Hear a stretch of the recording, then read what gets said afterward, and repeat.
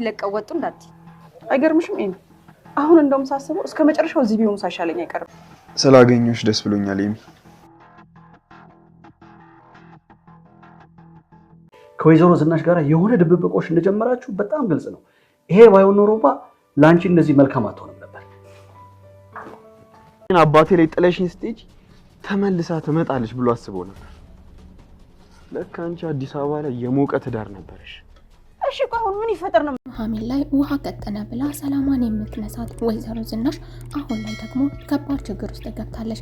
ታዲያ በሌላ በኩል ደግሞ ባለቤቷ አቶ ለይኩን ቃሉን በማክበር ኑሐሚንንና አባቷን መልካም ቦታ ላይ ያስቀምጧቸዋል።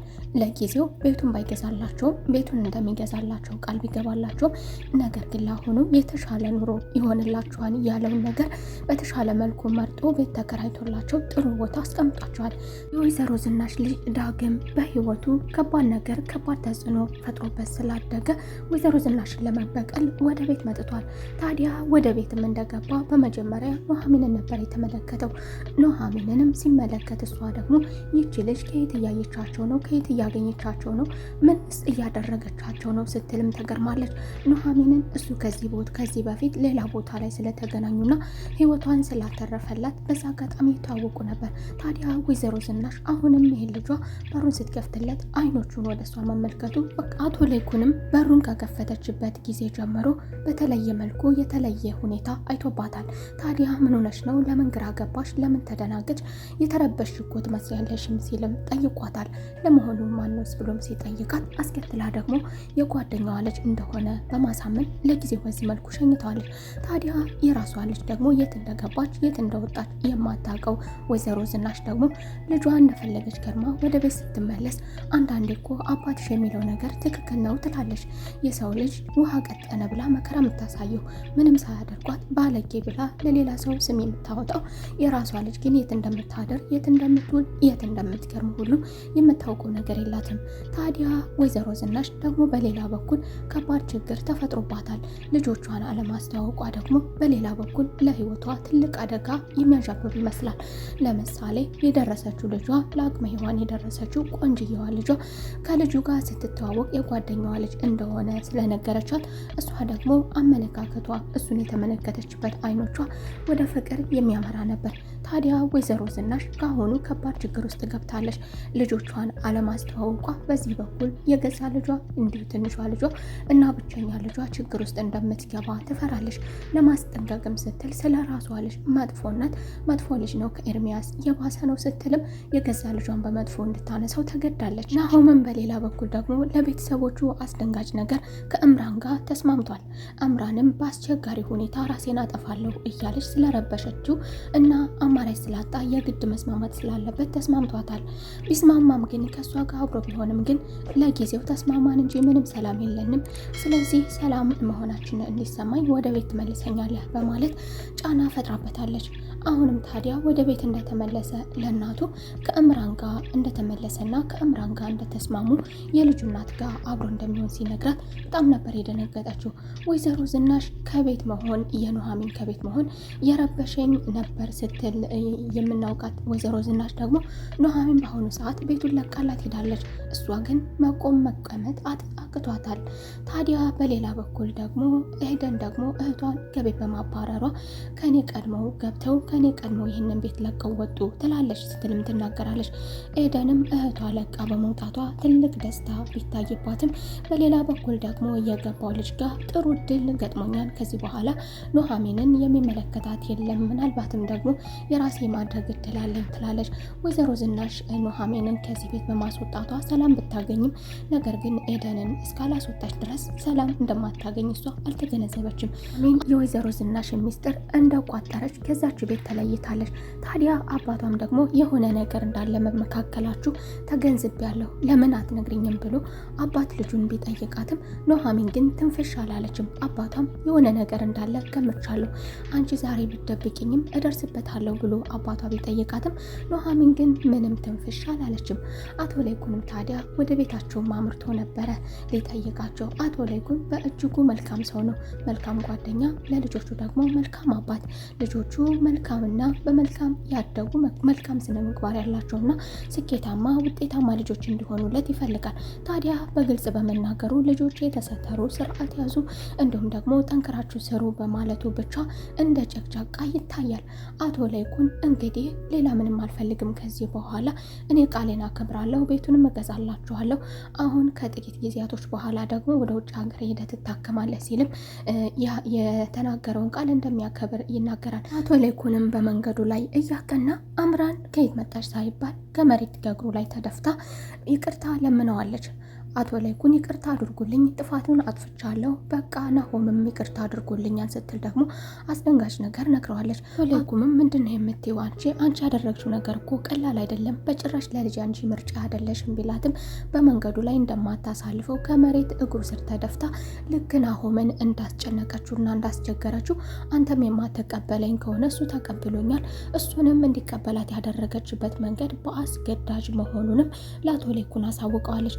አቶ ለይኩንንም አሁንም ማስፈራራቷን ቀጥላለች። ልጁን ማስፈራራቷ ሳያንሳት ደግሞ አሁን የማትቀበለኝ ከሆነ አንተም ልጃችሁን ይዤ ራሴን አጠፋለሁ በማለት አቶ ለይኩን ላይም ደግሞ ከባድ ተጽዕኖ ፈጥራባቸዋለች። ታዲያ ወይዘሮ ዝናሽም ደግሞ ናሆም ወደ ቤት በመመለስ ከልጁ እናት ጋር ከአምራን ጋር እንደተስማማ ሲነግራት እሷ አብደሃል እንዴ ምን አይነት ነገር ነው እያደረግ ያለው ስትልም በንዴት መልሳለታለች። እሷ የራሴ ነገር ይበቃኛል፣ ከዚህ በኋላ የጅል ስራ እየሰራ ምንም አይነት እንደዚህ አይነት ነገር መጥተህ እንድትነግረኝ አልፈልግም፣ ውጣልኝ በማለት አስወጥተዋለች። አስከትላም ደግሞ አባትህ ይህንን ነገር ሲሰማ ምን እንደሚያደርግ እናውቃለን ትላለች። ወይዘሮ ዝናሽ በዚህ ሁኔታ ላይ እያለች እንኳን አመለካከቷ የነበረው ኑሐሚንን አርግዛ ኑሐሚን መጥፎ ስም ወጥቶላታል፣ ከነ መጥፎ ስሟ ለልጅ ይድራት ይሆን የሚል አመለካከት ስለነበራት ይህንንም አመለካከቷን ለአቶ ለይኩን ነግረዋለች።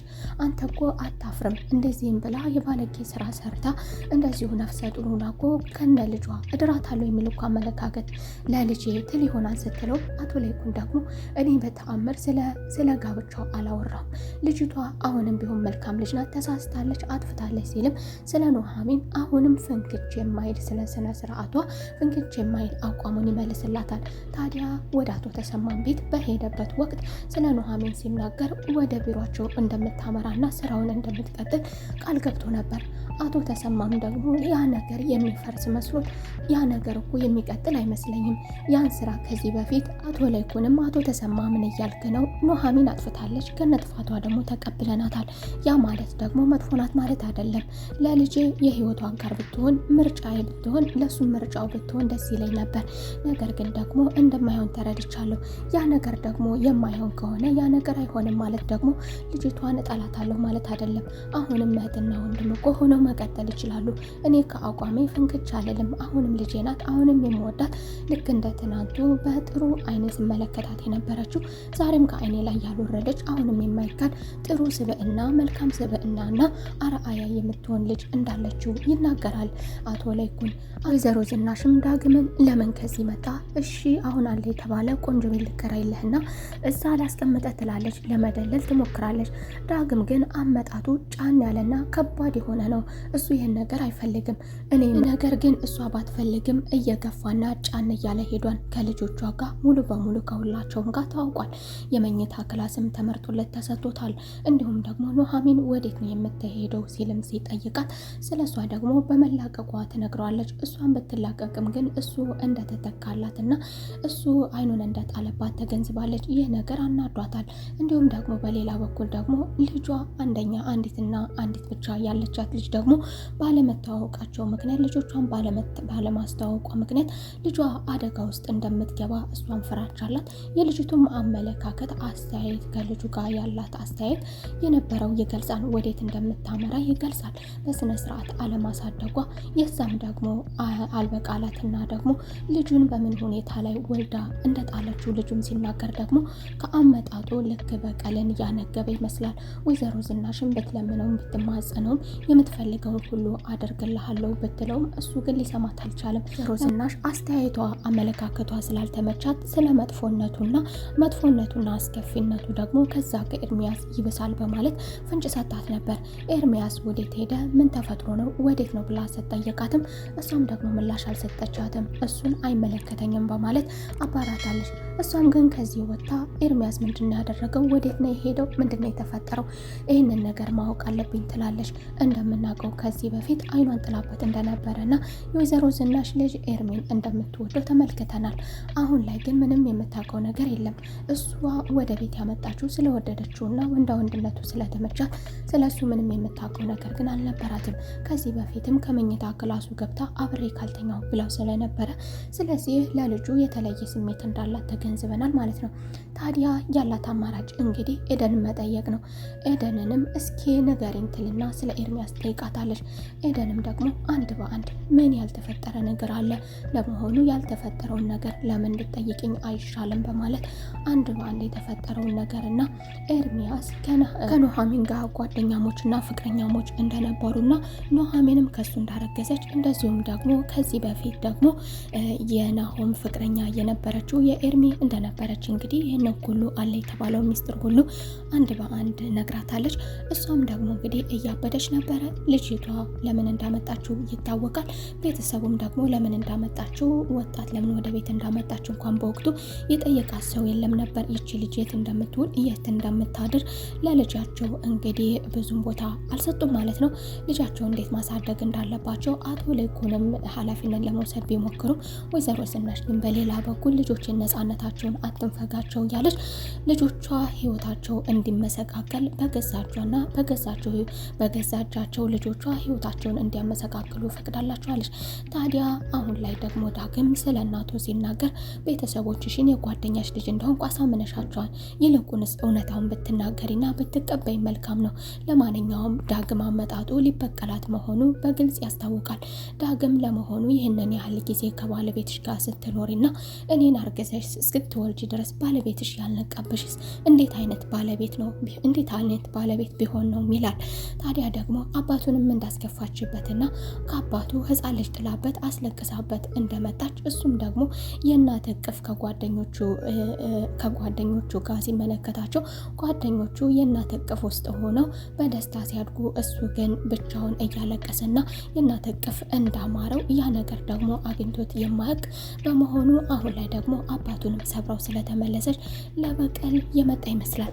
ታዲያ ይሄ ልጅ በቀላሉ እንደማይፋታት ቢነግራትም አሁንም ቀደምም አታውራኝ፣ እባክህን አታናግረኝ፣ እባክህን ሰው እንዳይሰማ ብትልም አሁን ማንም የለም እያለ እንግዲህ ከባዷና አስፈሪዋ ኤደን ባለችበት ቦታ እንግዲህ እናቴ እያለ እናትና ልጅ ሆነው እየተነጋገሩ ነበረ።